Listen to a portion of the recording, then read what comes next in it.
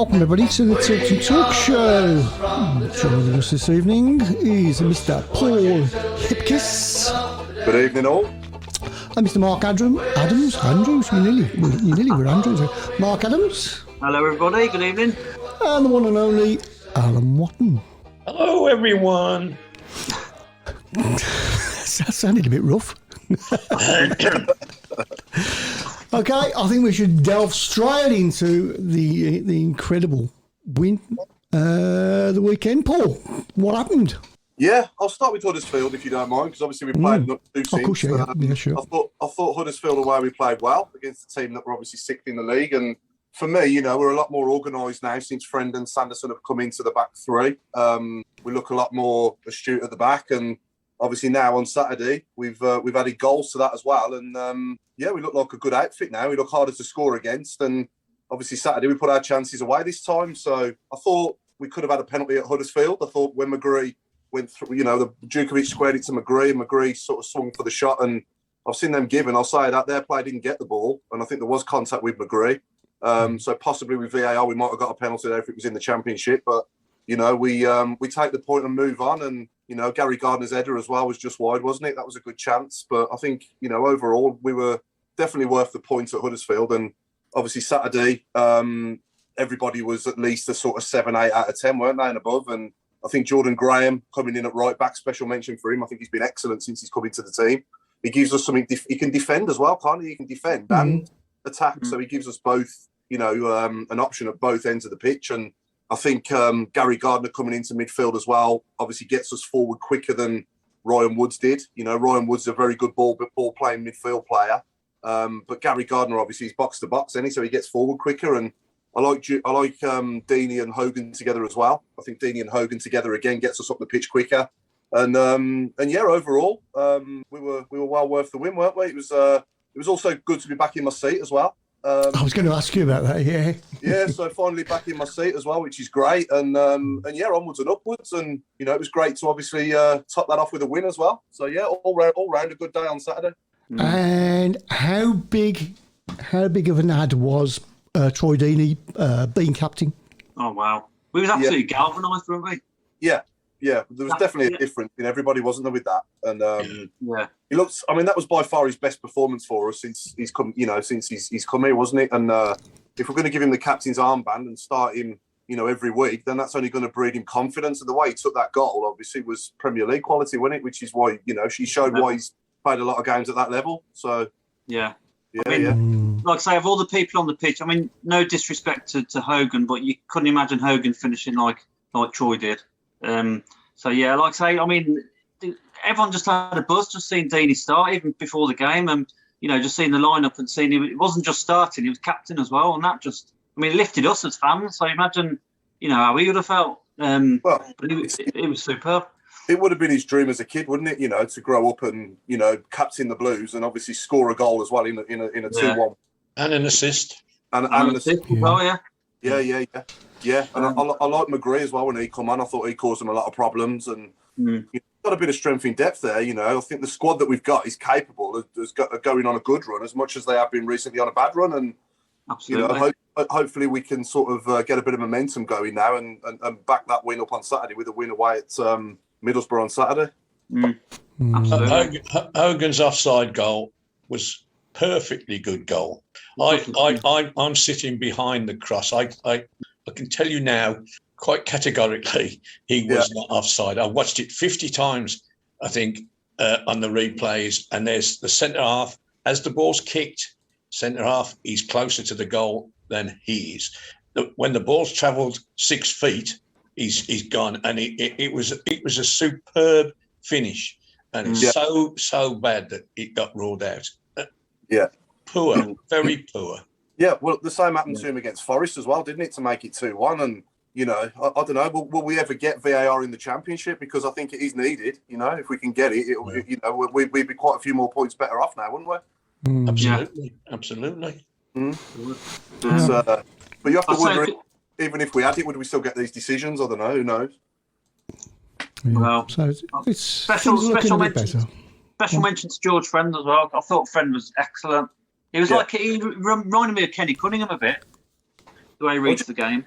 I was just saying to Alan before we went live, like, he also, it must be the jet black curtains on his head as well, you know, God bless him, but Gary Ablett as well, you know. Yeah. It reminds me of Gary Ablett a little bit as well. He does, yeah. But he looks so composed, you know. Yeah, having that experience, though, innit, marking the team, you know, someone who's played a lot of games at Premier League level, the same as Deeney. You got those two players there that are over 30, that every time we've gone up from this league, I've said this on here before, you know, we've always had players in the team that have been, you know, in the sort of twilight years of their career, but they've really seen us, you know, they've really improved us. And that experience is so important, you know. And the last time we did it, we had Bowyer as a player, didn't we? We had Stephen Carr, we had Kevin Phillips, you know, and Lee Carsley, and, you know, all these quality players that were over 30, but did a great job for us. And hopefully Brendan Deeney can make a massive difference in that respect, you know. Well, when it comes to Friend, I've noticed when he hasn't been playing, he's been a sub or whatever, even before the game, half-time, he's almost doing like a mini coaching session with the younger lads, and you can see him talking, you can see him encouraging, even when the game's going on, he's like almost like a coach. He's just, he's invaluable, really, his input. I really, really like him. Yeah. I was always very keen on him when he played for Middlesbrough. I always thought he was quality player.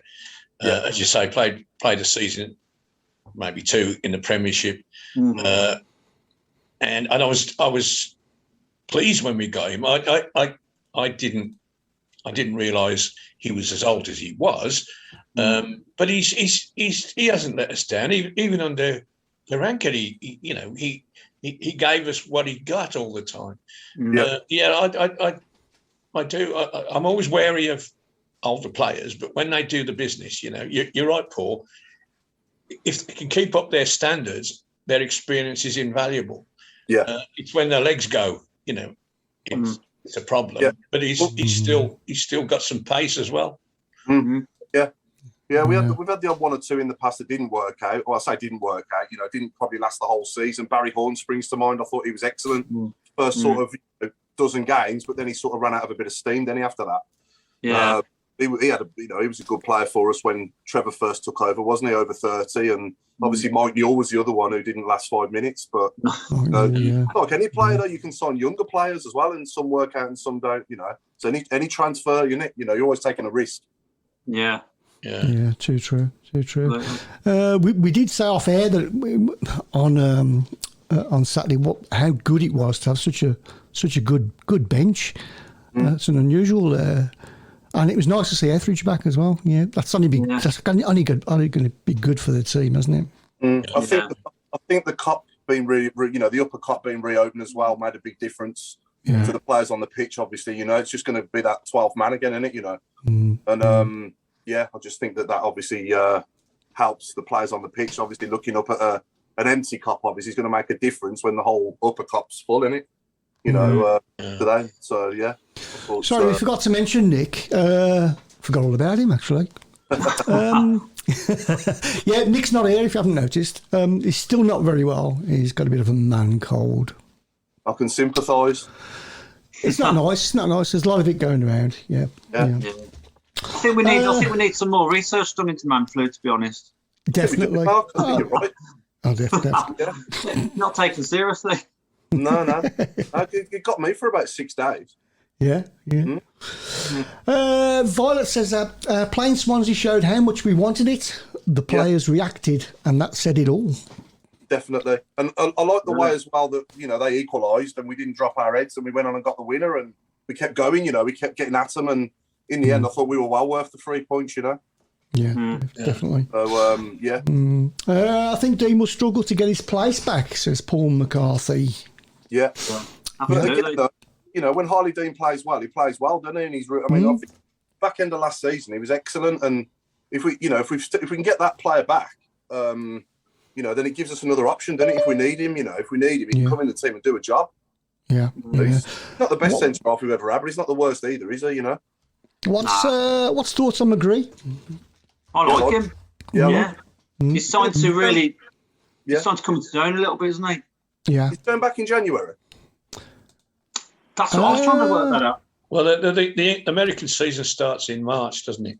It's only just finished. The final was yesterday, I think. So we certainly got him till January. Hello. Yeah. That's all right. That's Avon coming down there. Avon calling. Yeah, that's great. Yeah, so yeah, it was pretty impressive, wasn't he? Yeah, I don't want him to go, to be honest. Well, No, he definitely gives us an option coming off the bench and, getting at people with the ball, which is exactly what we need and what he did. Yeah, I thought, I wasn't sure for a minute. I thought the keeper caught it when he first hit it, but then once I noticed the ball's loose, you just jump up, don't you? You know it's going to be a goal. Yeah. All right, Craig. Yeah. Evening. Hello, Craig. Yeah, no, he's decided not to speak to us. Oh, I'm Here he here. is. Hey, good evening. How are Hello, you? Craig. I'm not too bad. I'm just kind of glad that I'm staying away from the man flu. So, Paul, you can keep it to yourself, definitely. Yeah. And, as for Nick, must be his age. Do you know what I mean? Yeah. Well, it's his birthday soon, isn't it? It's Christmas, apparently. I like Adam's point here as well. Sanchez will give us that option again as well. Obviously Sanchez coming back in amongst it as well. There's another option. We've got strength in depth. We've got a bit of strength in depth there. Yeah. Because Sanchez could play central, couldn't he, in that role where McGree was as well? Yeah, you could. Mm. Yeah. Do we think McGree will stay? Who McGree? Yeah. Do you think is he going to end his loan in January, or do you think he's going to stay? I personally think he'll stay with us. I think he's thriving. I hope so. I'm not sure he can. He's signed. I was going to say he signed for that Charlotte team, and he ain't kicked a ball for him yet. So It's a bit of a weird one, isn't it? I don't think They haven't played any matches yet. They haven't actually come. But That's right, yeah. They've not played a game since they've signed him, Alan. Pardon? Have they not played a game since they've signed him? No, it's a newly formed team. Join the league until March next year. Yeah. But really, So he will be joining them for training in January if we don't keep him. Isn't it one of those new franchises? Isn't it? Yeah, like Beckham's LA Galaxy thingy rubbish. Miami, yeah. Yeah, but To Miami. Sounds like the Sunday team playing on. Yeah. It's a new team, says Michael Woods. Yep, certainly is. Brand new team. January's going back because of the pre-season commitment, so it's not far off, is it really? No, just enjoy them. Sorry, Mark. I'd say just enjoy them while we can. Yeah. But let's just keep this momentum going now. Obviously, goals change games and results. Obviously, when you get a positive result like that, it's you like to think that we've turned a corner, don't you? And we can move forward now and go on a good run, and hopefully we can do that. We've drawn one and lost one now in the last. Drawn one, lost one, and won one in the last three. And you want to sort of back the Saturday's a win up now with something at Middlesbrough on Saturday, hopefully. Yeah, let's look at it as 4 points from 2 games. That sounds a lot better. It does. But can I be honest? Be honest? The amount of ridiculous negativity after the Huddersfield game, you'd think we'd have been relegated. I'd have took a 0-0 all day long just to stop the rot. Oh, crikey. Yeah. Well, people, I mean, God. Some of the stuff that... We all said 4 points last Monday. We all said next 2 games, 4 points. I went for a win away and a draw at home, and everybody else went the other way around. But we were all right. We got our 4 points, and that, but we need to do that for a couple of months. Get 4 points every 2 games. Yeah. I mean, I still. Sorry, Paul. I was going to say, I still think the playoffs is a big, top 6 and all that's a massive ask. But we were on target for mid-table, which is success. Yeah, I think if in time, if we give Bowyer, a few seasons, like a couple of seasons. I mean, look at Mark Robbins at Coventry now. I mean, they're fly. They're right there, and you give somebody time, then that can, you just don't know what can happen. Anything can happen. It's a funny old game. We're only 5 points, aren't we, from that 5th place? Yeah. But I'd still love to see like a super Kevin Phillips on that training pitch with our forward players as a striker coach, just like we did with James Beattie under Gary Monk. I mean, they got the best out of Shay Adams, didn't they? And Shay Adams obviously turned into the player that he is today, because of their coaching. And hopefully, if somebody like Kevin Phillips was to come in and be a striker coach with the likes of Hogan and Deeney and Djukovic and Nike as well. You know, I think that would really make a difference. I really do. You know, and Shay Adams, what was his most goals for us in the season before Beattie came? Was it 7? It was 7, yeah. Yeah. 7 or 8, yeah. Then he scores over 20 when he gets a coach working closely with him, you know. So it does work. It can work. So I'd like to see that. I think we score more goals if we did that. Yeah. But I think Kevin Phillips, obviously, he's available, isn't he? He's not coaching at the minute, is he? He'd be perfect. If he's on the doorstep as well, yeah. If he wanted to move back down here, obviously, I think he's probably up back in sort of up north, isn't he? I think, but I don't know. Yeah. We've got a spare room here. Yeah, there you go. There you go. See what I am getting fed up though is the and it's just been mentioned on the shout box as well, but the constant abuse of Harley Dean. Whilst I appreciate he hasn't played well and he was at fault for a couple of the goals, I think it's ridiculous that a guy who's not in the team has abuse hurled from him around by me, you know. Right, yeah. I'm the most placid guy when it comes to the footy and everything else. But even I lost my rag with a guy that was standing behind me because he just didn't stop going on. And it happened on social media as well. I mean, the guy's learning from his lesson. You know, he's been dropped. He's now got to prove that he can get back in. But instead, fans hurl abuse at him, and I don't get it. We're not that type of team. It's got to stop. We've got to back him. I think, Craig, you can't just look at the bad though. You've got to look at the good as well. And I think he has done good things. Well, you know, when Bowyer came in at the back end of last season, I thought he was excellent. You know, and people say obviously he plays well when he wants to, but I don't know. I don't know what it is with him. He's sort of like up and down, isn't he? And it's been a bit of a roller coaster for him since he signed for us, to be honest, isn't it? But how many managers has he played under for us? Yeah, it's the stability. And let's face it. You look at the goals that he scored at the back end of last season, and arguably 3 of them helped keep us in the league. You know, and Rotherham away, and it is the first home game with Bowyer. Yeah, we all laughed at the shrugging of the shoulders and everything else, and everybody loved him at that point in time. He makes a couple of mistakes this season. He is off the boil, but he's made a couple of mistakes. Now they're still slating him. I just club captain, back him, or don't go. You know, it's you may as well, like you say, Craig. You may as well, you know, if you're going to barrack and abuse it, you may as well sit in their way. And I mean, I don't get it when he's not playing. If he's not playing, then how can you criticise him? Well, people were slating him when he came to warm up at half time. People just started having a go at him, and it's just ridiculous. He's a Blues player at the end of the day. Yeah, you know, he might not be our favourite or whatever. But I'm a big. I like Dean. Yes, he's had a couple of times when he's been left out of the team, and he's always come back. Yeah, stronger. Now, usually he gets suspended one period, at least one session every season, and that him being out the side for three or 4 games, he's always come back from that much better. Ironic, certainly thinking when he got sent off at Cardiff, he was going through a rough time then, and got sent off, so he couldn't play for 3 weeks, and he came back. You know, and he was at it. You know, you can never criticise the bloke's determination.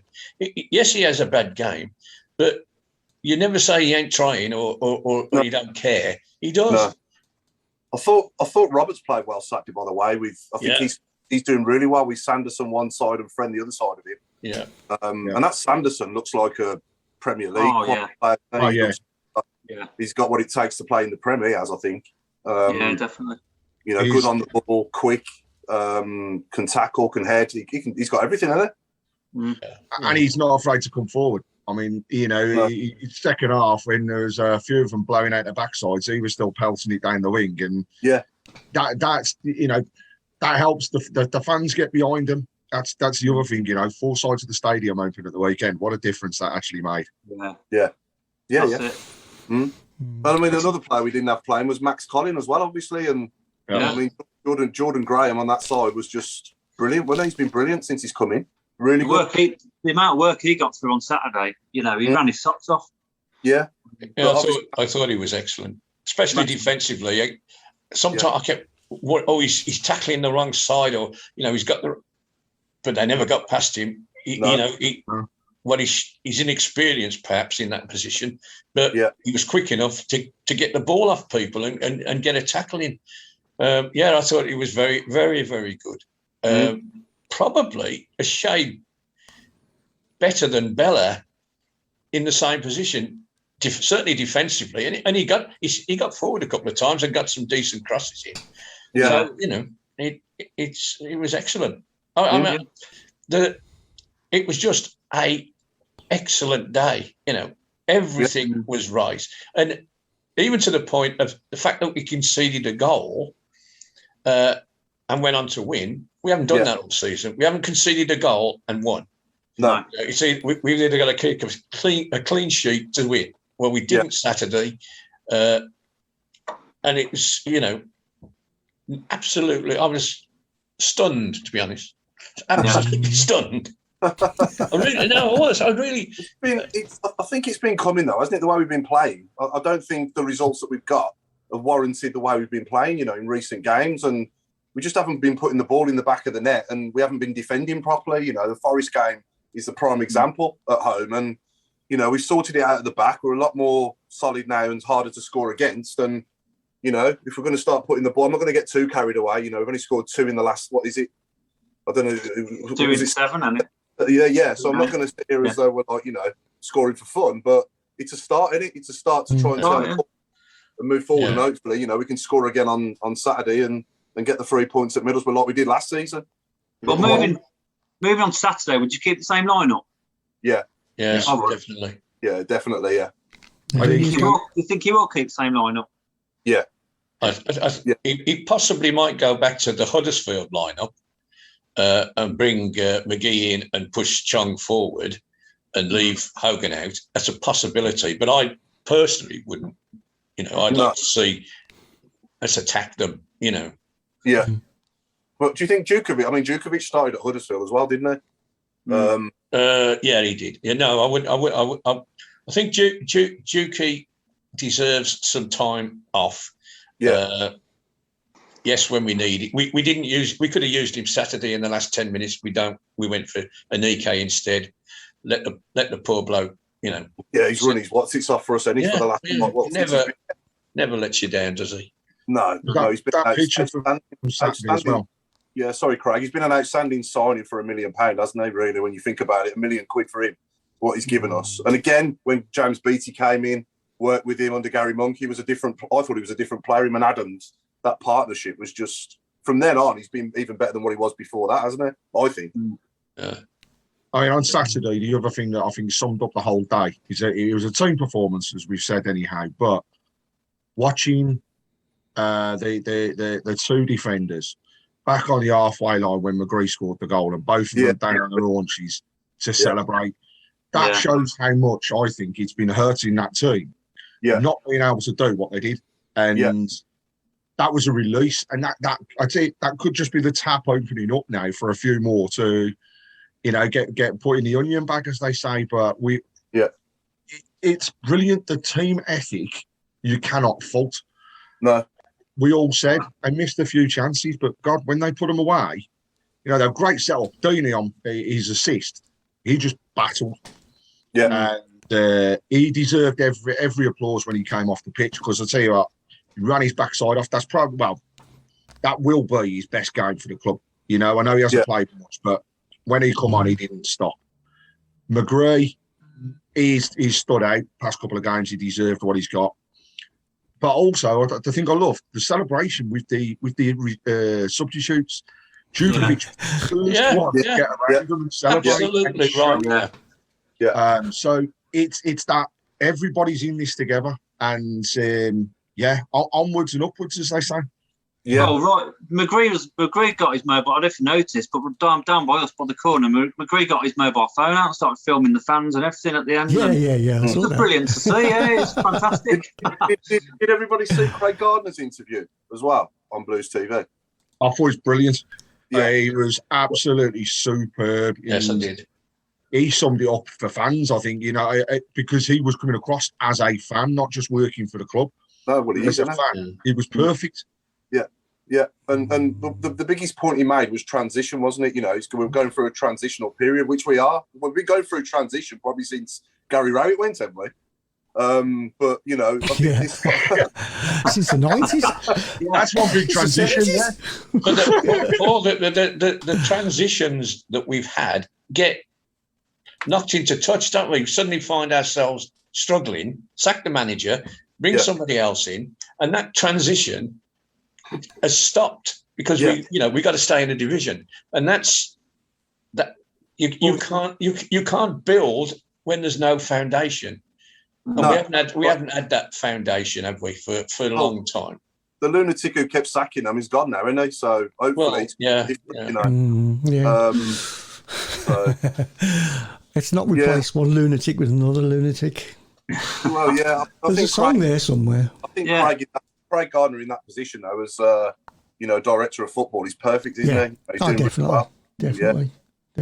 I must apologise regarding our poll. It doesn't want to work tonight, so I'm ever so sorry. So we'll try and get it fixed for next week. Jason Hughes says a lot of players really benefit from a spell on the sidelines, come back focused and refreshed. Which is what we talked about earlier. Yeah, definitely. Yeah, I mean Pedersen as well. Pedersen's had a bit of time out of the team, as well, and come back in, from time to time. And I thought he was really good on Saturday as well. The left wing back, he had a good game, didn't he? Get forward with that, left peg of his. He's got a good left foot on him, hasn't he? Yes. Paul Lilly says, I think Dean should play in midfield. I think that would give us different options. Thoughts? Dean in midfield? He could get forward with the ball like he likes to, couldn't he? Go on his runs. Yeah. And he's a good tackle. He can tackle. I don't know. I think... we've got better people at doing that. I think Sonic and Gardner together were all right. They've been all right, in the last couple of games, last few games. Yeah. Adam wants to know, where is Adam Clayton? Is he just with the under-23s? So we don't have to pay him an appearance bonus? He probably on his holidays. Yeah, he's been putting social media, put pictures up in on the beach somewhere. Oh, is it? Oh, right, okay. Yeah, I think no, seriously, Paul, I think he is in somewhere like Dubai or somewhere like that. Is it? Yeah, I think so. But if he's surplus to requirements, then, what can he do? Is he a free agent, or do we still? I know. I think he's still on our payroll, isn't he? Still contracted, I think. They won't pay him off. Yeah. No. I mean, when we signed him, I was quite pleased because, again, a season pro, Premier League experience.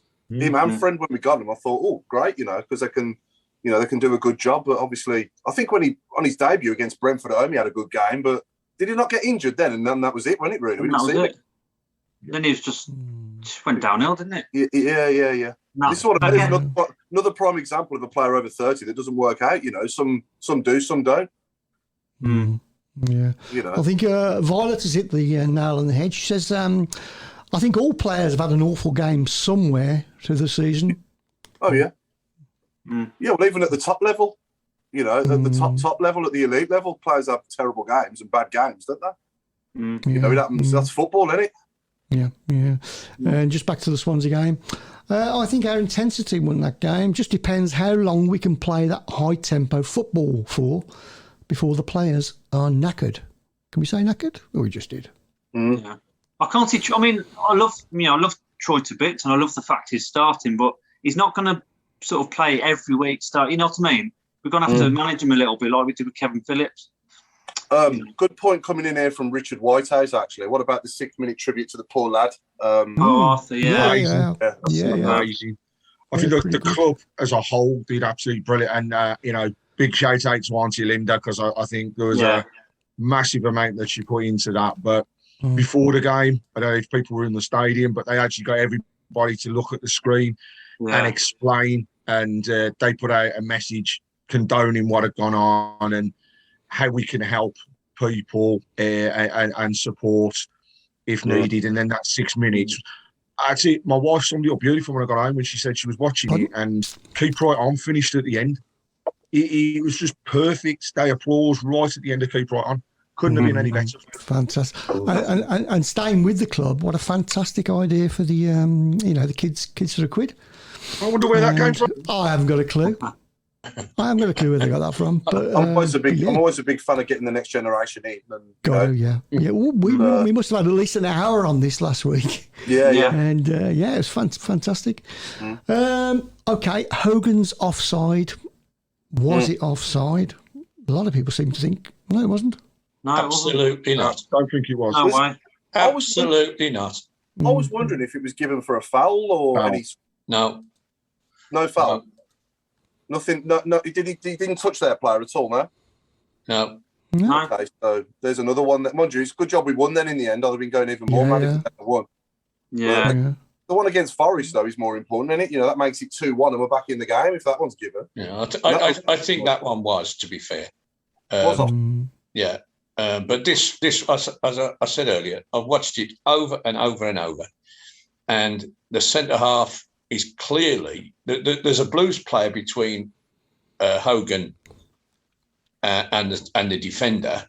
Yeah, and he's playing them both onside. That's why he can't get to Hogan, because there's another player blocking his way, and Hogan timed his run to perfection and great finish. The standard of the officials at this level, Alan, is just that linesman had an absolute mare. He got things wrong over and over again. Throwing us the wrong way. He's looking at the referee, asking him what There was one where the ball went out and Chong got flattened, and that was not given. And then we got the ball. Chong got the ball and kept it in, and he flagged. He was awful. I mean, he's right down in front of me, and I'm 5 yards outside the penalty area, so I get a pretty good view of everything that's going on in that sense. And he was just abysmal. Yeah. You think if I'd have been the referee's assessor, I'd have, back to the Northern Prem for you, son. Off you go. No, it's not good enough for there either after that weekend. Probably not, no. Dan Mullet's saying, I haven't seen much of the Swansea game. How do Hogan and Deeney look as a partnership? I thought they looked very good. And I love Djukovic to bits, but I just think them two together get us up the pitch quicker. Yeah. And they're both, they're both good goal scorers as well. If you give Hogan a run in the team and start him for a good dozen games, I think he'll get like 6 or 7 goals. But it would have been nice. Sorry, Paul. I'll tell you, it would have been nice for Hogan to have not fluffed that one near the end. But I said at the time, though, if he's going to put every chance he gets away, he wouldn't be playing for us, would he? At this level, you know what I mean? He's going to miss. He's going to miss some, and the problem is, he's missed a few this season so far, but he's got a couple at Luton, and he's got how many has he got now? Has he got 4? Is it 4 this season so far, Hogan? 3, I think. Three, I think. Yeah. 3. Okay, 3. He got 2 at Luton, didn't he? But he is a confidence one. Sam Mullet's just said that, Paul. Confidence and Hogan go together.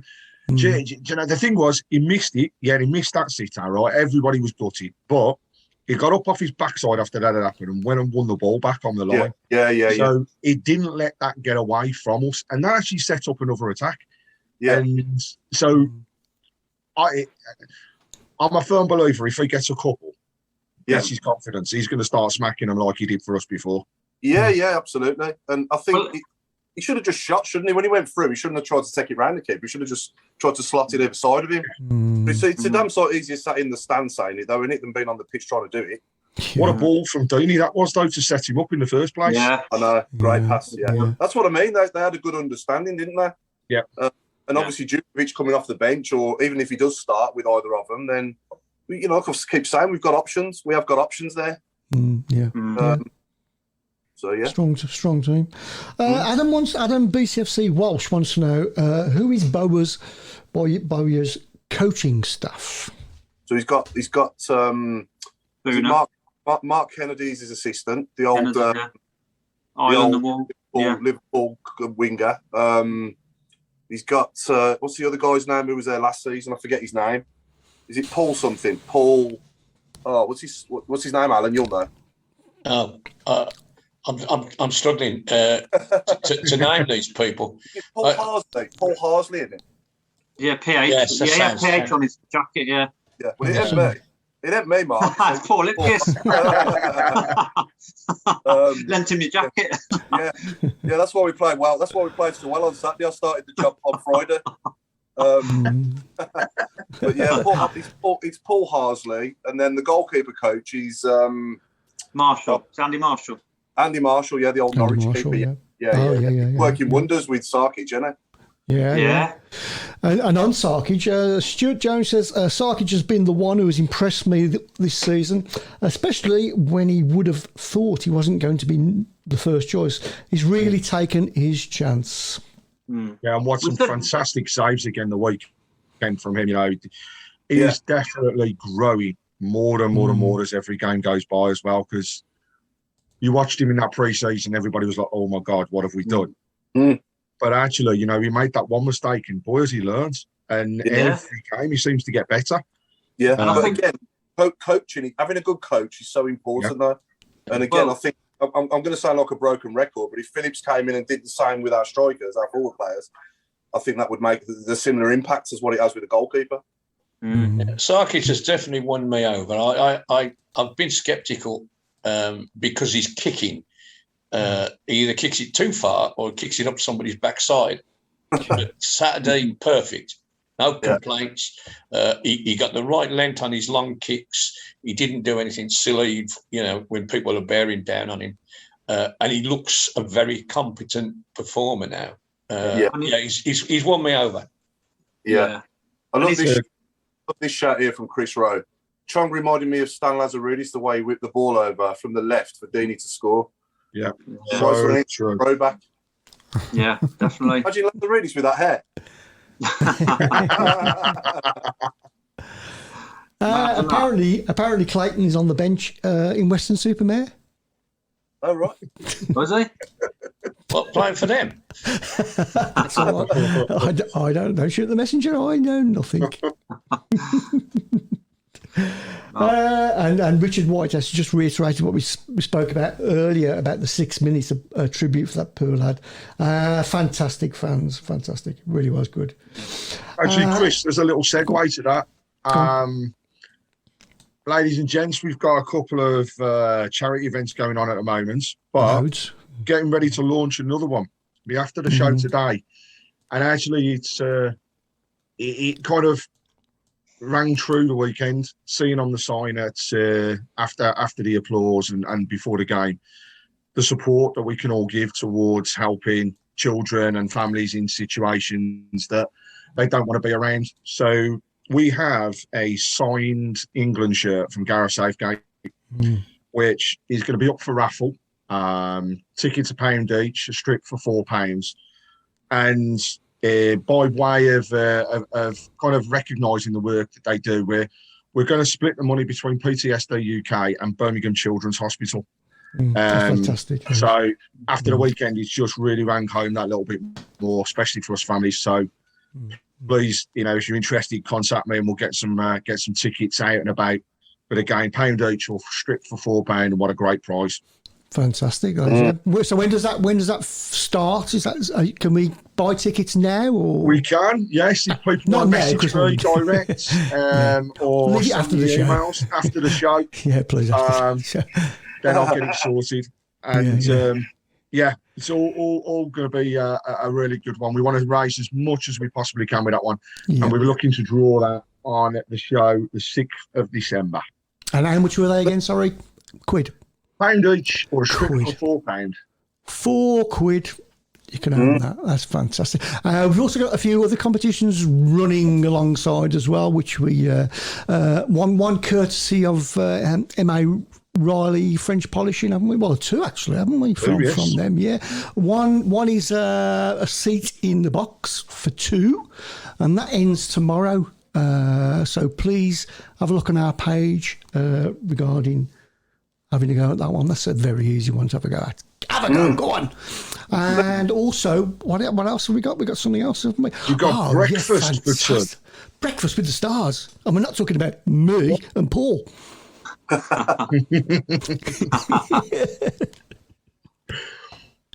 And then don't forget, we've got the auction for Wade Elliott's shirt as well on the go at the moment, and we've had some fantastic bids in so far, but It's still up for grabs for another couple of weeks. So if you're interested, send them through. What's that at the moment? I know it's about 100 quid at the moment. Is it something like that? It is. Our highest bid at the moment is £100. Oof. And all money going to? That will go to, again, across all of our charities. We'll just split it out as we go along as the season goes by. Brilliant. So get on our group and you'll get all the information regarding those. No, one thing we haven't done for a little while is a 1 to 11, because obviously, you know, we didn't have a. Well, obviously Barry Fry couldn't do one, could he? We couldn't ask him to pick one. Really, it wouldn't have been fair. Even though he had like over 55 players. 1 to 50. 1 to 50. Yeah, 1 to 55, couldn't we? So Mark, obviously you've been on here with us now a little while now, and we've never asked you yours, have we? So give it. So you don't have to tell us right here and now, but give it some thought, and in about 15 minutes, tell us what your 1 to 11 is. That should be easy. That should be easy for you, Mark. Favourite Blues 11 in 15 minutes.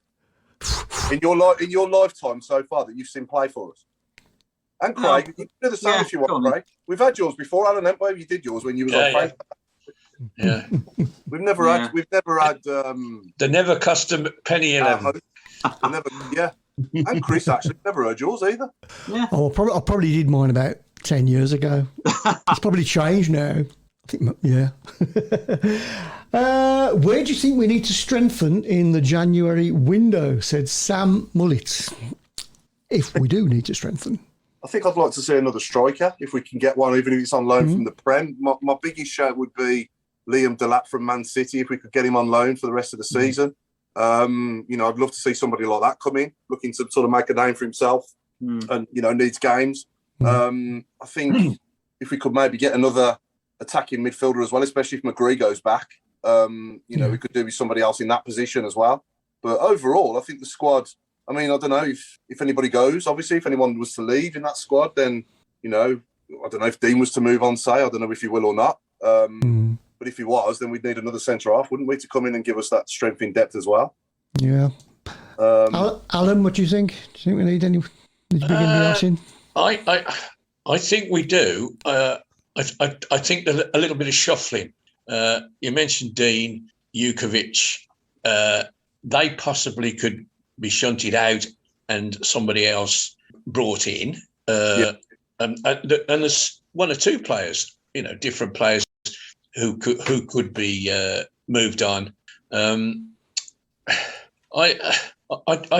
obviously, if you could find a better player than we've got, great. Yeah. But I can't say. Obviously, the goal scoring side of things has been a trouble, but I can't think. Can we find another striker that is going to do better than the four we've got with the chances we create? You know, that's all my thing. Why waste money on another striker and you're not going to give him anything to feed off? You know, that's my worry. And I'm thinking Troy Deeney is the new player that we've been, you know, waiting for. And he showed that Saturday. I mean, he was different class. I can't help but think he's going to wake up. It's, you know, he's almost been. Yeah, they talk about the club being a sleeping giant, but has he been a sleeping giant for the past 18 months whilst he's been injured and sitting around at Watford? You know, he's got a point to prove. Definitely.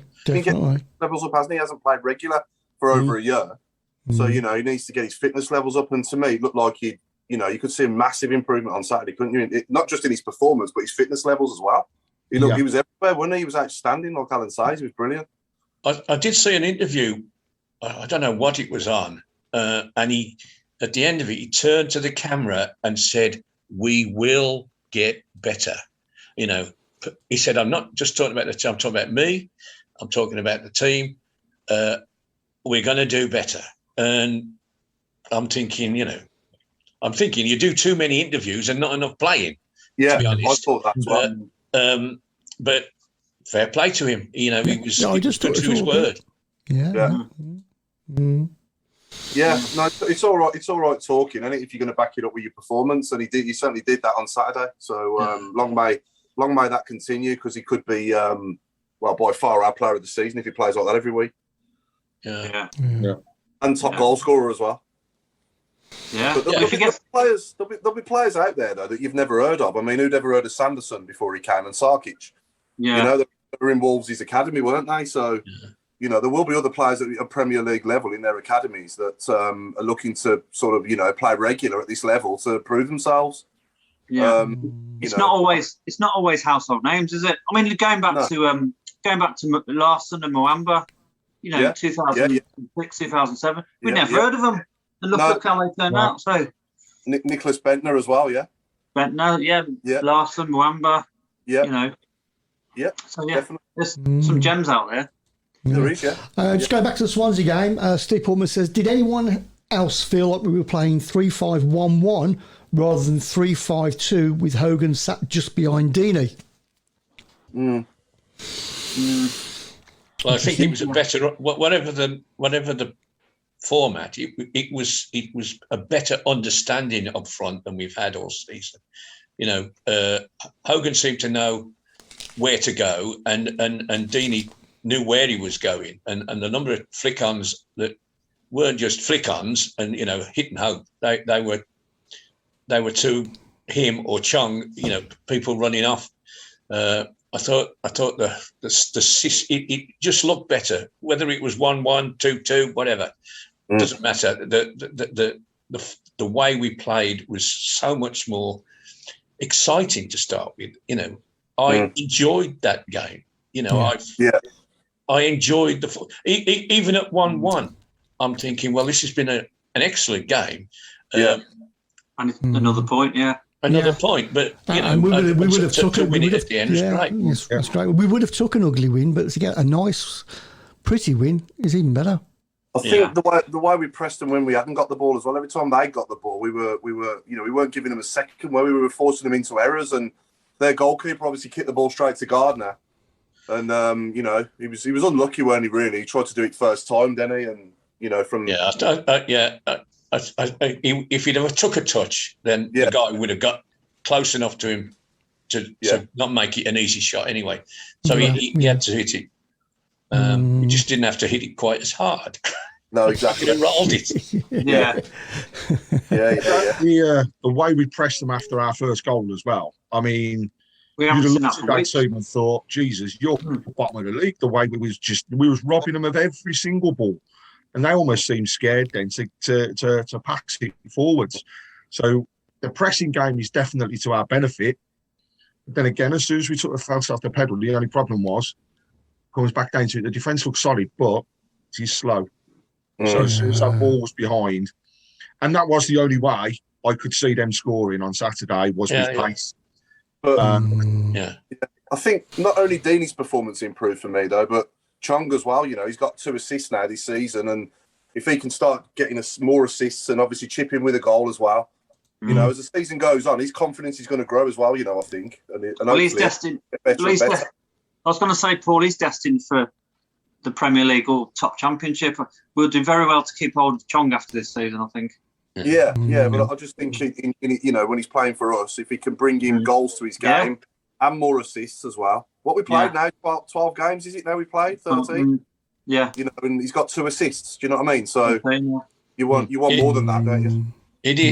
He'd have more assists if people put the ball in the net when he assisted. That is very true, Alex. Yeah, that's right. I mean, that was a great pass to Gardner, and it wasn't the easiest chance to take. But Gardner didn't get it out of his feet quick enough, did he? To late on in the second half to get a shot in. But he's pinpointed him through a crowded penalty area, ping straight to his foot. Straight to his foot. No messing.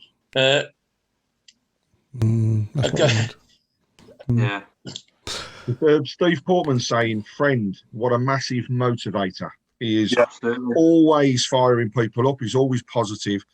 And Steve saying that in and around the start of that game, he was even getting the mascots pumped up, ready for it. So just having him around, he's great to have around the place.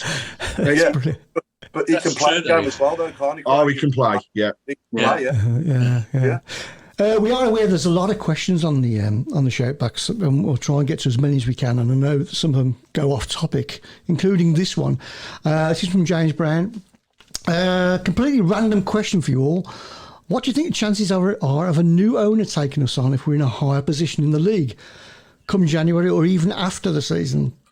After seeing what's happened at Newcastle, surely there must be some parties more capable to run the club the right way who see it as an opportunity regardless of any outstanding debt the club holds. When I think about things like this, I try not to have my Blues hat on. You know, you have to look at it from the outside. It's difficult as obviously when the club's in your heart, but you have to try and look at it from the outside and, you know, think about what you would do if you was, you know, if you was that person that was looking to buy us. And I think the club's a sleeping giant. We've got massive support, you know, and decent recent history as well, obviously. You know, in the Premier League not all that long ago and obviously winning the League Cup. So I'd be looking at stuff like that. You know, if you Google Birmingham City, you'd see a few decent things, wouldn't you? Obviously not so much over the last decade, but before that, you know, we were, you know, what did we spend? Seven or 8 seasons in the Prem, was it?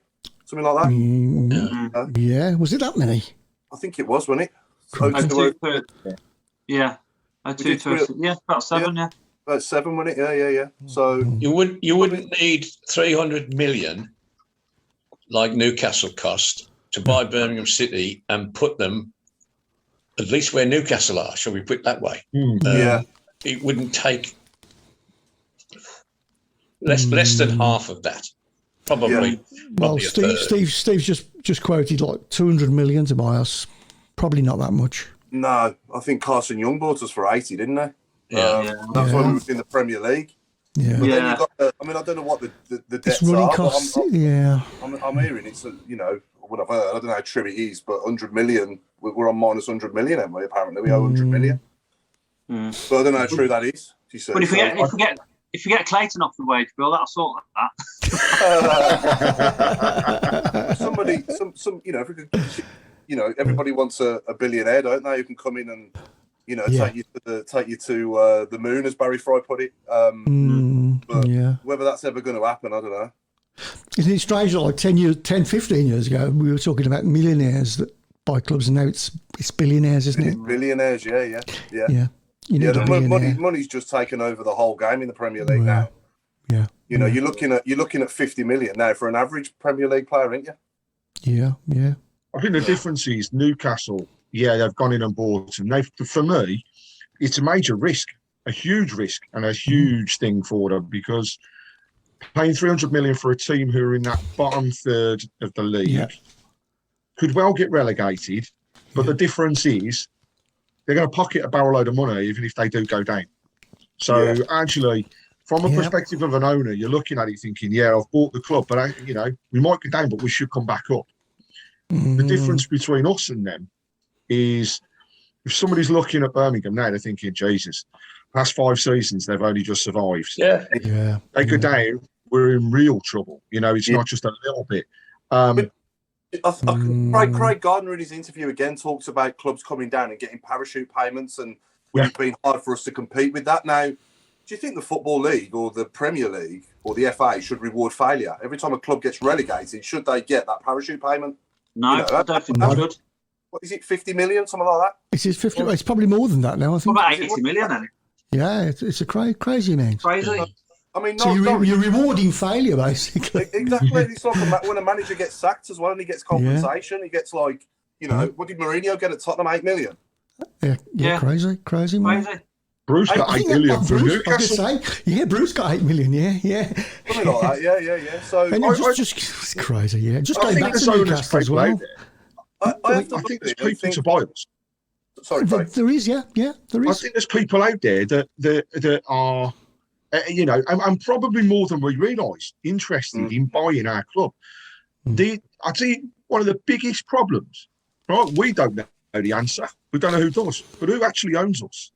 And that's probably the hardest point. You know, people are probably out there thinking, debt's 100 million, but if we offer them 60, 70 million, and in the situation where, you know, the Chinese government now, actually, this makes it even more interesting. Chinese government stipulated that they can only invest money in their own country's sports.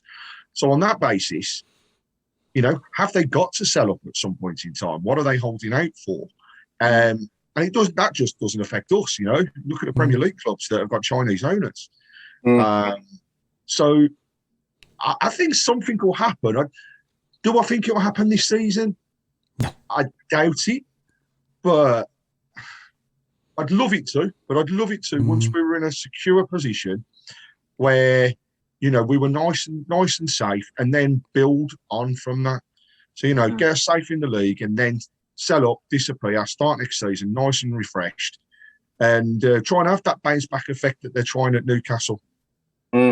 Yeah, I just don't get these parachute payments. I really don't. You know, you get relegated and you get crazy. 80 million. 80 million for failure. It's just doesn't make sense.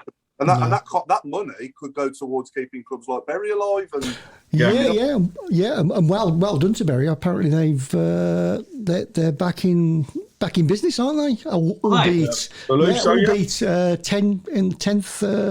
10th tier, I believe. Brilliant. I think that's even below Tamworth Reserves. They can, because they're not a Phoenix club. They actually, the club that went out of business, being resurrected. Yeah, they can apply for the National League North. That's what they're going to do.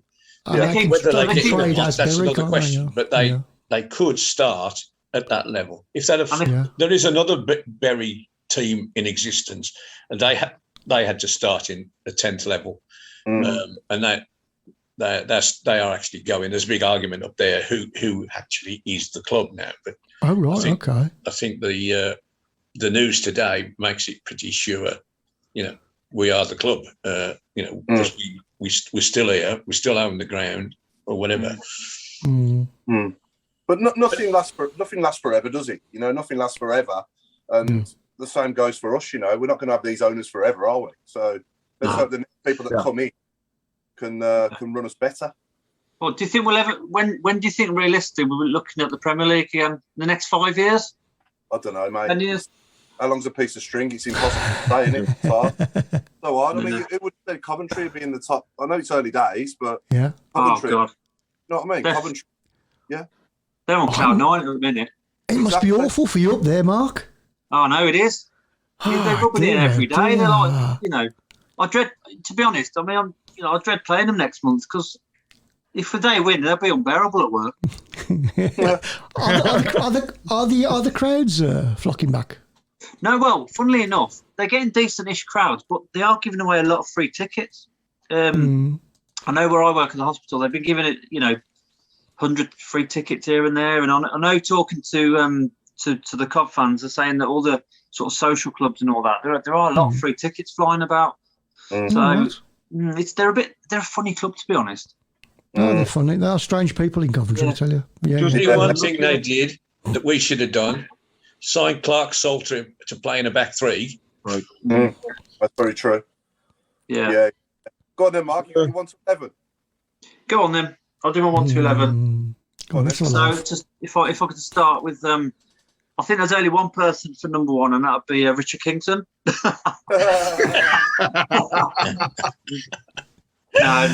I'm going to go for number 1 for me. I mean, we've had so many good goalies over the years, but I'm going to go for one of my favourites, Mike Taylor, in goal. Yeah. And then the back 4, number 2, legend Stephen Carr. Yeah. Cup-winning captain. Left back, Martin Granger. My central defence would be Michael Johnson and Kenny Cunningham. I thought that John O'Polios was one of my favourites, and Kenny was just class. Then the middle of the pitch, I'd go for Martin O'Connor and Mark Ward. O'Connor, didn't it? Yeah. And then on the flanks, so I'd have Stan. Can't look past Stan Lazaridis. No. And I'd also have Dev's wide right. Yeah. Always guaranteed a goal or two, Yeah. And then up front, it'd be Gary, who's the best player I've seen in my lifetime up front for Blue. Well, one of them. And I'd go for Gary and Mikhail Forsell, who's an absolute poacher. And I think that team, we'd get in the top half of the championship with that team. Manager, Mark? Manager? I'll go for Barry Fry. Really? Purely sentiment. Yeah. They would kill him. I know. Captain. Could you imagine Dugarry and Barry Fry? Conversation. Understand each other. No, my captain. Well, this is crazy person. My captain would be Stephen Carr. Yeah. Not Skip. No, they're all okay. About you, Craig? You done yours?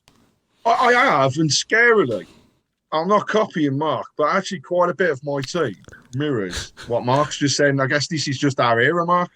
Yeah. But Mike Taylor in goal.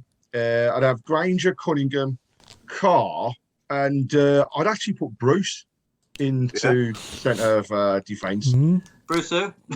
Bruce Gobler. Bruce Rio. My midfield is Lazaridis, and I have Larson. But I'd also put Ferguson and Savage.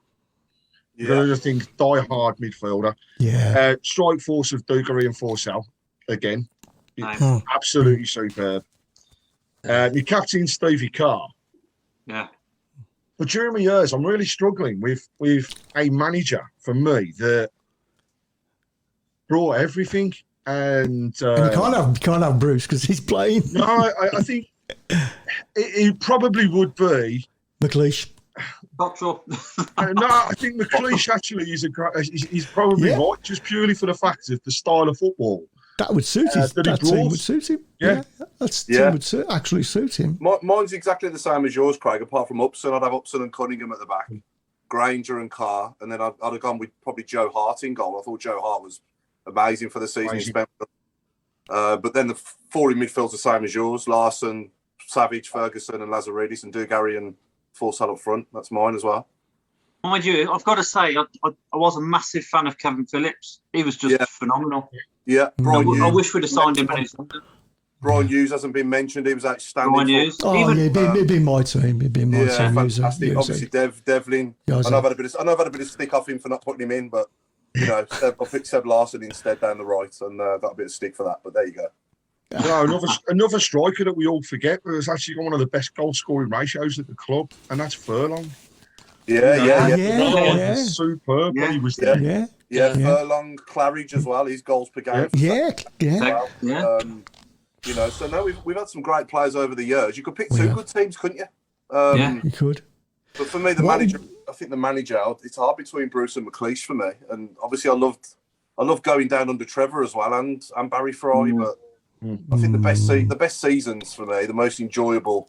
I mean, that first couple of seasons in the Prem under Bruce were outstanding. Yeah.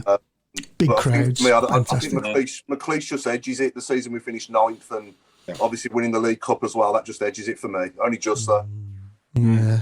What we must do one week, probably over the course of a couple of weeks, is pick the worst 11. Oh, we have to. I've got time for that. In position, not out of position, in position. Oh, great from Sam. Did you say worst 111? First ever 11. Yeah, Peter Unlove as well from Sam Mullet. That's a great shout. He was a quality player. Yeah. Obviously, I love that three: Addy Bowler, Unlove, and Furlong. I mean, when I went to Wolves away in '98 when we beat them 3-1, that was a great day, wasn't it? Do you remember that? Yeah. He just ripped him any dealer. He didn't know what to do with him.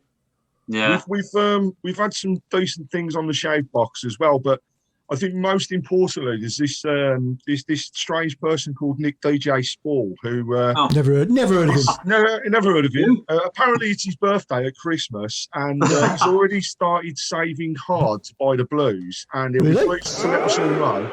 £8. He's raised £8 so far, so he said he's not far off the target that he needs. So a lot of players in the Evans, and I'm going to give a clue. So we've got a who, haven't we, Chris? We have got a who, yes. We've got a who. Now, there was murmurs about Mr. Devlin joining us tonight, weren't there, Craig? There was, and unfortunately, he got tied up again. Okay. But the clue is, thanks, Dev. The clue is that the player who's going to be talking played with Paul Devlin for us in the same team. Took me an hour doing his poster as well. Bastard. So what you play now? Go on then, go for it. Okay, here we go. So as I try to play a bit of myself, but I've played at a decent level. I think I've played more or less for most of the leagues, But I was at Guardley for 5 years in the Conference North, and I've been at Telford for a small spell. But it's just nice to get back involved with game. Sounds like one of the Chuckle Brothers. It's not Teberley. No, definitely. It's not Do Gary either. No. God. Any ideas? Should we do it once more, Chris, just to give Yeah, them a let's flash? here we go. Down to our viewers this week because we've got no guest. No. So as I try to play a bit of myself, but I've played at a decent level. I think I've played more or less for most of the leagues, But I was at Guardley for 5 years in the Conference North, and I've been at Telford for a small spell. But it's just nice to get back involved with game. That sounds like yeah. Jason Hughes says Dominic Raab. It's definitely not Dominic Raab, Jason. And Doz says, was that King Dodd? Ken Dodd, yeah. Noel Blake. No. No.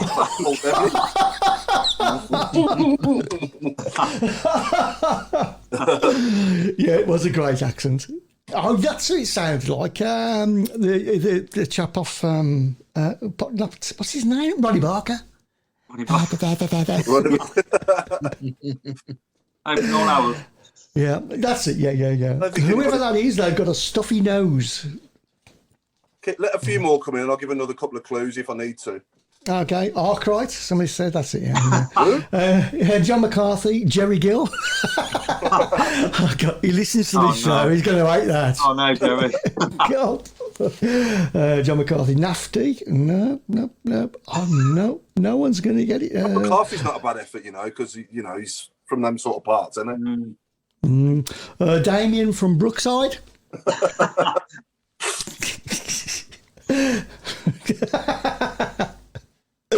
Happy 60th birthday today to Robert Hopkins as well.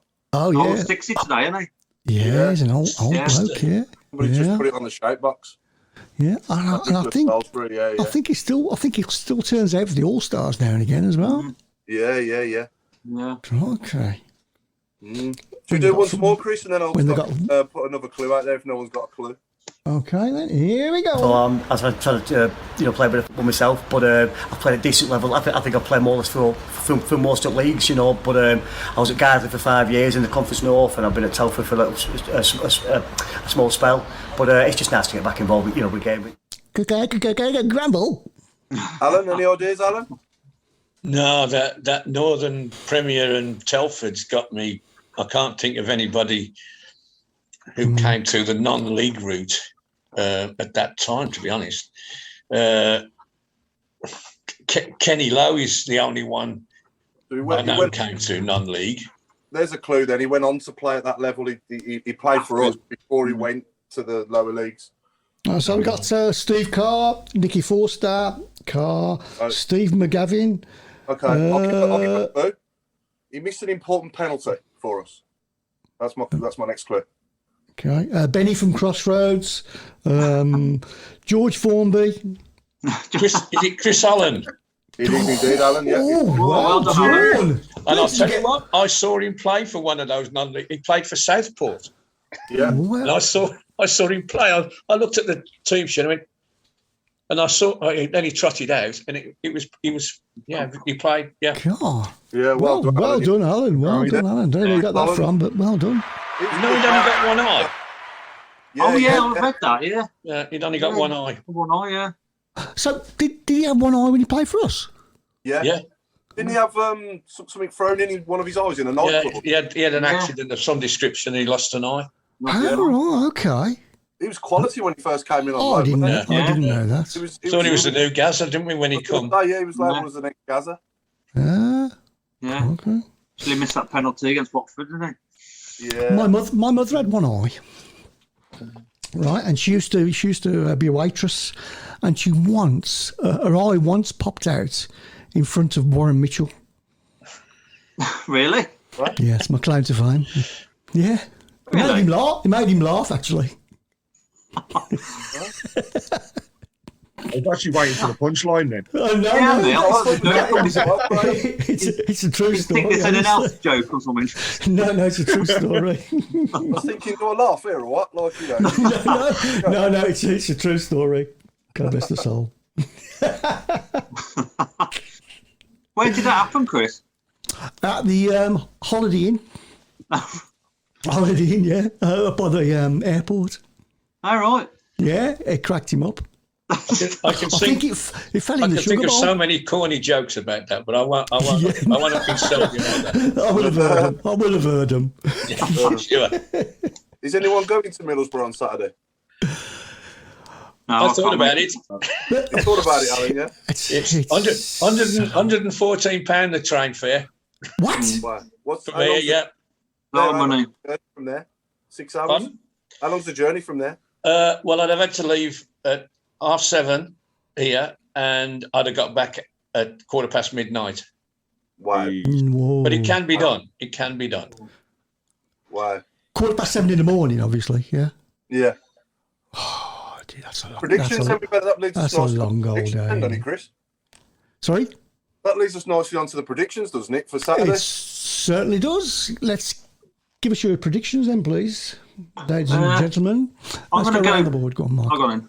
I'm going to go for a really good point. I'm going to say 2-2. 2-2. Alan? 1-0 win. Paul? And I really want to see their manager upset again. Yeah, that would be good, wouldn't it? Yeah. 2-1, 2-1 Blues. 2-1. Yeah. Craig? I fancy us to sneak it 1-0 as well. Yeah. Yeah, I'll go for a sneaky 6-0. No, I'll go for a sneaky 1-0. Nick's gone for a 2-0. Violet's gone for 2-1 Blues. 2-2. 0-3, said Steve. 2-1 Blues. Paul Lilly. Jason's gone 1-0. Michael Woods has gone Blues to win 2-1. Linda's gone Blues to win 2-1. And 4-2 Blues and Gardner to score. Sam Mullet's gone 1-1. Jason's gone 2-0 Blues. And Nicholas has gone Blues 1, Middlesbrough 1. So we're all confident then, aren't we? Yeah. And James Band's gone for a 3-2 with Hogan to get a brace. I've got something we're going to do the last 15. Yeah, if you got something, yeah, sure. Okay, so anything you would see in B&Q to do with football, anything you would see in B&Q or any hardware DIY shop, there is other good hardware DIY shops available. So anything you would see in a hardware DIY shop, such as B&Q, to do with football. Yeah. I'll start you off then. Niall Quinn. That's it. They're probably it no more. That's a competition. Well done, Craig. Thank you very much. How about everybody Wanderers? Bolton. Bolt-on Wanderers. Well done. Well done. What about Screw Alexandra? Screw Alexandra. Are we allowed to say that? What's she done to you? Alexandra? Yeah. What about, I really hope he's watching, but what about Jerry Drill? Yeah, Jerry Drill, yeah. Oh, dear. We've got Steve Portman saying Nick Stall. Yeah. The Hammers. Yeah. Hammers. All the obvious ones are coming out now, aren't they? Yeah. Pretty good. Just while we're going through this as well, Chris, I know we didn't even got the poll, but I'd be interested to see people's thoughts on one of those that you've put up. So if we can use the shake box on this as well, please, viewers and listeners, and that's if you were asked to pay an extra £2 across a whole season, and that £2 was combined to then purchase tickets for people who were, as we say, underprivileged or unable to afford to go, would you do it? To enhance the crowds at St Andrews and get the kids and their families back down. Be interested to see your thoughts on that. I think that'd be a great idea if the fans could do something like that, and maybe the club could also chip in. Yeah, and subsidise. We could easily fill the upper gallery, couldn't we? Yeah. It'd have to go by the club, wouldn't it? It would have to go by the club. Yeah. You need tickets, but to pay I mean, what's that over a season? An extra £2 a game? It's do you know what? Not even £2 a game. If you look at it in terms of if you were just to do season ticket holders as a whole, you know what we got 11,500 season ticket holders. 12,000, yeah. Yeah, so 20 grand straight off just through the fact of people making a donation. I mean, how many tickets could that buy? How many people could that cheer up in the current environment as well? Oh, crikey, That's a good idea, Craig. Every week it is, yeah. Yeah. I was thinking of that over the weekend. I think it's great if we can maybe start some sort of fund off that. Oh, Mick G's. I think he might have just cracked it. Dion Electric Sanderson. That is just absolutely brilliant.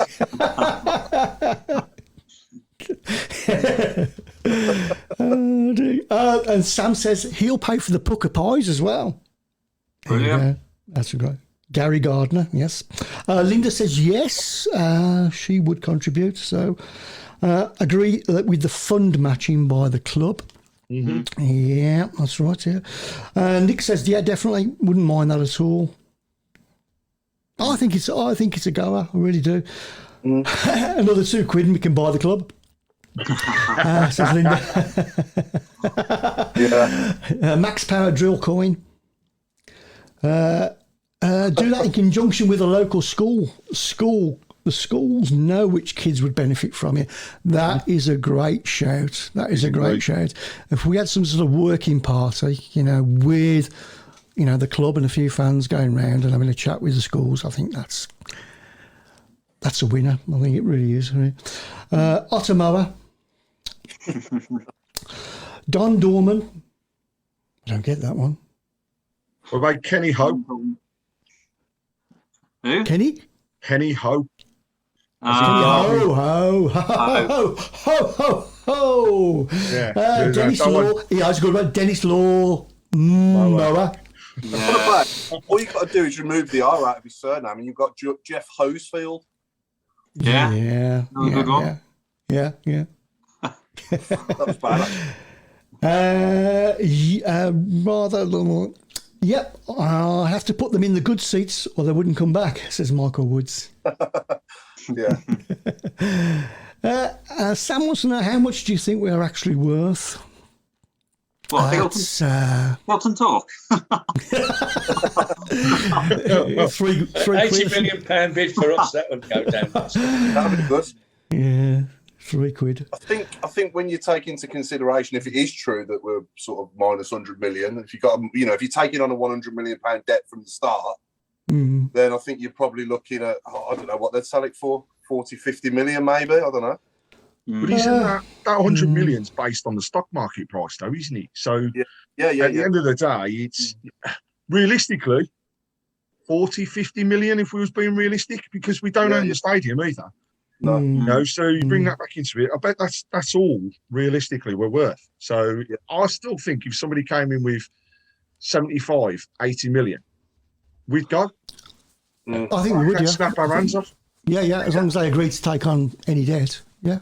Well, they'd have to be able to just start from square one, wouldn't they? On a complete clean slate, just clear all the debts, and start from the beginning. Basically, start from. It's a day-to-day investing, isn't it? You know what I mean? It's we still want to buy players.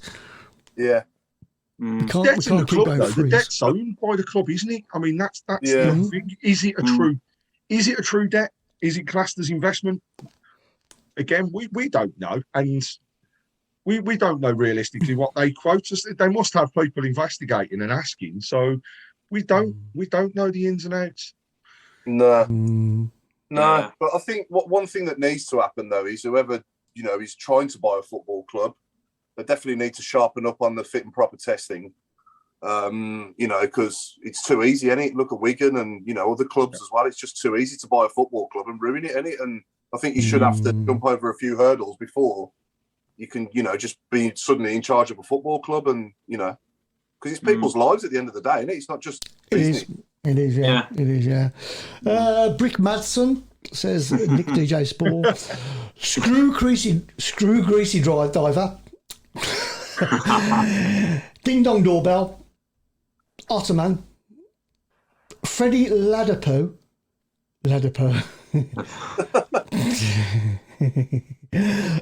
Door. Door. Clever. Didn't even have to change that one. What about Plug Ellis? Plug Ellis, that's a good one, yeah. Stan Ladder, Idis. What about Shelf Ramsey? Shelf. Ramsey. Stephen Gill seems to think we're worth about 35 million. 35 million would buy the club. Yeah, I wouldn't be surprised. Crikey. We could do that between us, couldn't we? Yeah.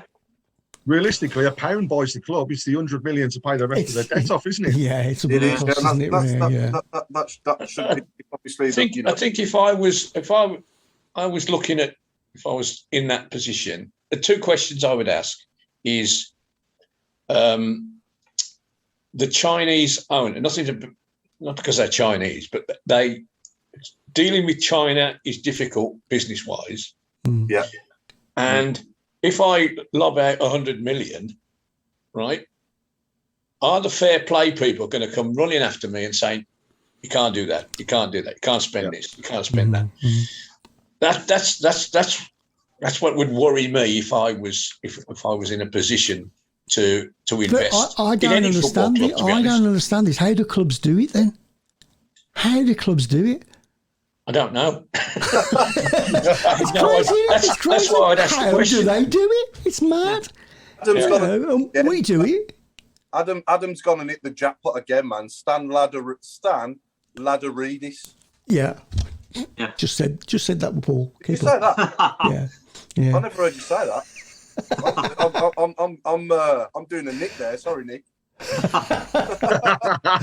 Some of these I don't really understand, but I'm still saying them. Brian Glugun. Brian Gunn, yeah. Linda says, can I advertise Blue Trust AGM on the 4th of November, please?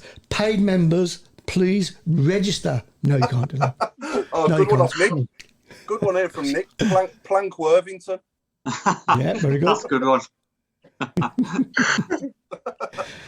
Oh, and Violet, we can't say that one, can we? We can't say Nicky butt plugs because we've said it before. Yeah, cropped up before. So we can't say that one, sorry. Sander Vesterveld, Otter Tub, Wash and Dyer, Leah Bosaw, like it. I'm just looking at the time. Where's the time? Curtis Greenhouse. Curtis Greenhouse. I think Daz Dodson might have done it as well with good old Lee Bosaw. Yeah. This is a good one. Dealey Adarola. Oh no! For me, that's got to be that's a player. Well done, one John Donahoe. Dealey Adarola. Oh my life. Teddy Shed Ingham. I'm quite good at this section of the show, said Adam. Yeah. It's just... I like this when people don't have to change anything, like Frank Lampard, from Dozer. Simple but effective. Yeah. Gravel Morrison, Tim Sherwood, Frank. Oh, that's good. Stan Bowles, Martin Grinder. And Nick says he likes the Curtis one. Yeah, Curtis Greenhouse. I think Dealey's a one. Dealey had a roller. Yeah, that's a clack. That's good. Chris Hughes, Chris White Spirits. That's very good as well. I like that. Yeah. Neil Painter. And Nick said he has now officially wet himself. Thanks. Well, could have done with a bucket from B&Q, couldn't it? Yeah. Well, I don't know where the show's gone tonight. So it's absolutely flown by. Violet says, "I've got stitched laughing to you so much. You really have cheered me up. Thank you." That's nice, isn't it? We've got a few minutes yet as well, so we have. Yeah. Still got a few minutes to get a few. And if I can, we've got Curtis Davies joining us. So that's going to be a great show. But also, let's not forget, we have Dave Cox, who was the gentleman who was taken ill in the Tilton. So him and his family will be joining us next week. That's going to be brilliant. A bit of a thank you to everybody for the support that was out there. So I think it'd be a great one for everybody to join in with, and those best wishes still continue for him. Yeah, that's going to be fantastic. Are they going to stay for the whole show, Craig? As far as I'm aware, I'm just waiting for Sharon to confirm to me, but as far as I'm aware, they will be. Oh, that's fantastic. Brilliant stuff. Check out Ndoy.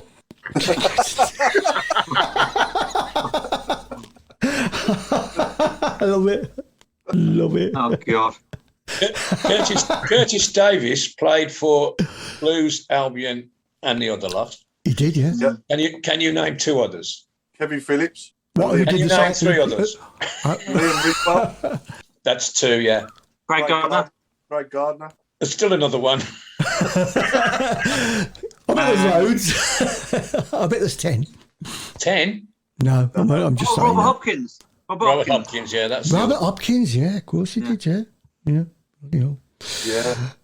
Nick says, sorry guys, no voice, what a show, but what a team we are. Jason Hughes may have pipped it at the very last minute with host Pipe Dominguez. I like his other one, Trolley Gunnar Solskjaer. I like that one as well. I think that's absolutely fantastic. Taylor as well. Pete Taylor as well. Hammer Boatza. Paul Furlanger. Check out Mdor. Yeah, that's a good one. I was Pipe Dominguez. Just said that. No, it's still funny. Hey, Chris. Sorry, I'm way beyond. Walter Pandiardi. Dave Latchford. Dave Latchford. Yeah. Oh God. People are thinking. Stop it. We're not used to it. Right then, I'm afraid it's time to go. So it's good night to Mr. Paul Hipkiss. Good night, everybody. And Mr. Mark Adams. Good night, all. Stay safe. Have a good week. And Mr. Alan Watton. Good night, all. God bless you all. And our good friend, Mr. W.M. Craig Courtney, superstar. Good night, all. Keep right on. Stay safe. Good night, all. Good night. I want a fun believable on that next interview, Craig. I'm going to try. Lads from the Tilton, we'll support you till the end of the day. We're so happy following the blues. We love you and more.